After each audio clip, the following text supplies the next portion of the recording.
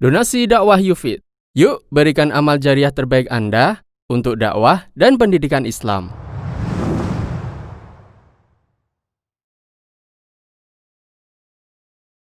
Kesyirikan di bulan Suro.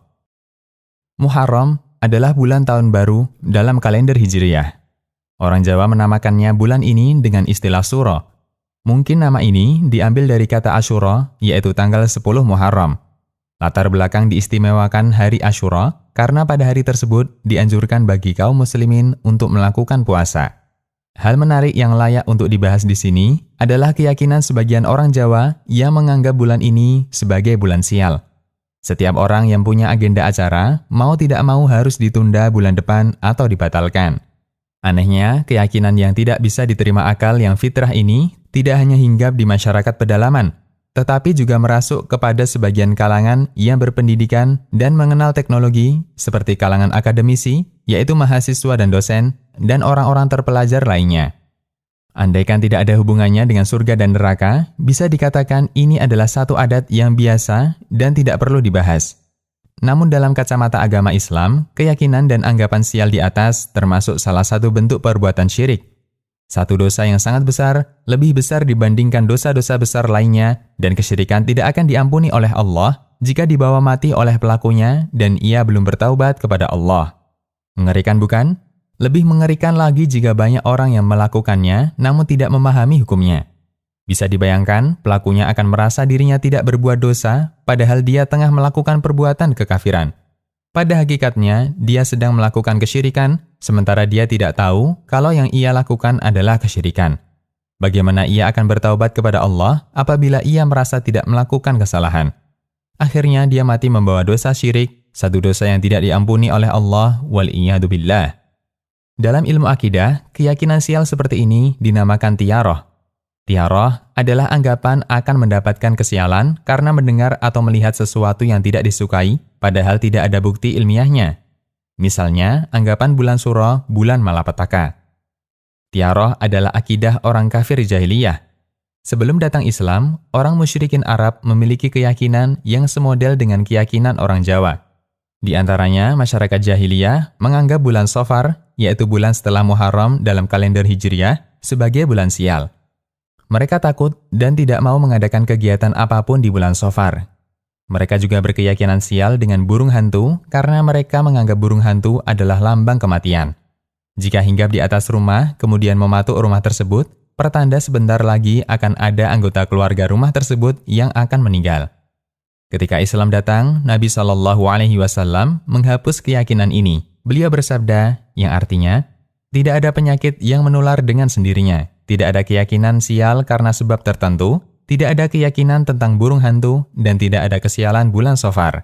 Hadis riwayat Bukhari dan Muslim.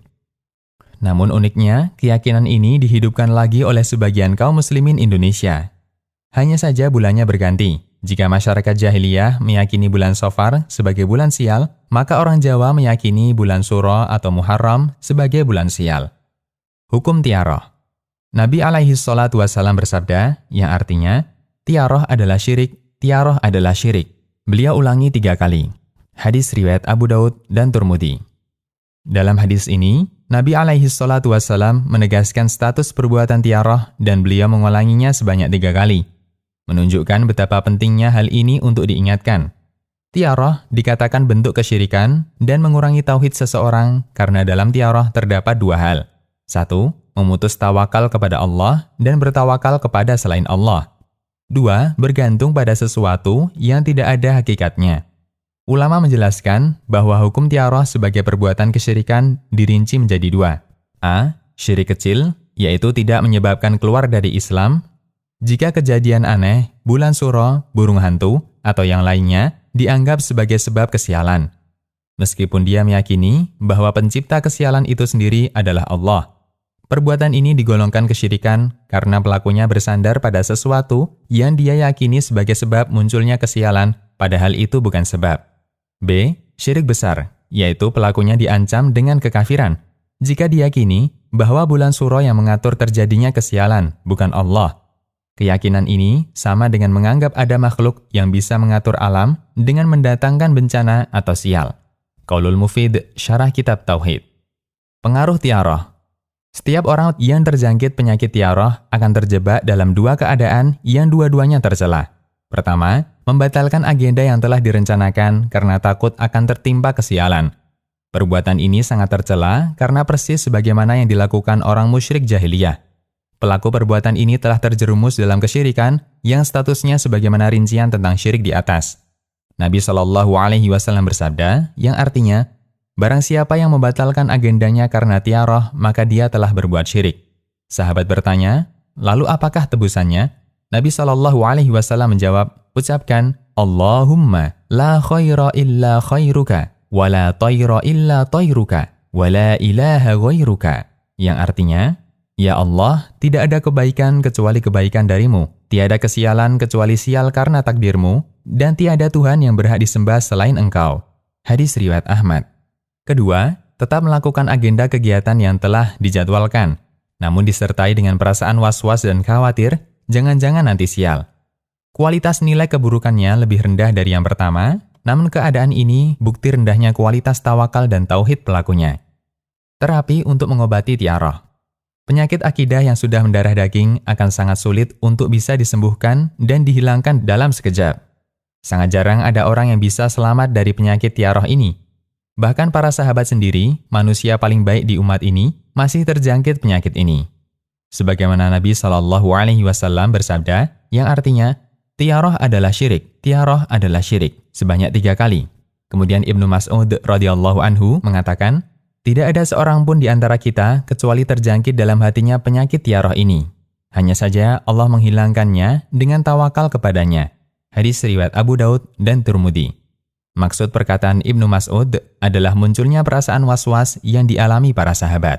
Aunul Ma'bud, Syarah Sunan Abi Daud. Namun, kata sulit bukanlah alasan untuk tidak mengobati penyakit membahayakan ini. Ada beberapa cara yang bisa ditempuh untuk menterapi diri dari penyakit tiaroh. 1. Memperdalam ilmu tauhid dan akidah. Karena dengan modal ilmu, seseorang bisa berjalan sesuai jalur yang syariat tentukan. 2. Memahami dan meyakini bahwa segala sesuatu yang ada di alam ini mutlak berada di bawah kehendak dan kekuasaan Allah Subhanahu wa Ta'ala. Tidak ada satupun makhluk yang bisa ikut campur. 3. Bertawakal dan pasrah sepenuhnya kepada Allah Subhanahu wa Ta'ala, sebagaimana yang dilakukan para sahabat. 4.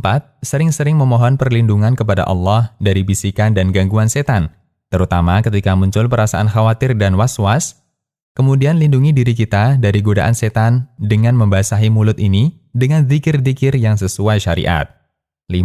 Jangan menggagalkan satu rencana yang sudah diagendakan disebabkan munculnya perasaan was-was, karena hal ini berarti menjerumuskan kita kepada kesyirikan. 6. Tetap optimis untuk meraih keberkahan dari kegiatan yang kita lakukan selama tidak melanggar syariat. 7. Jangan pedulikan komentar orang yang justru akan memperparah penyakit tiaroh.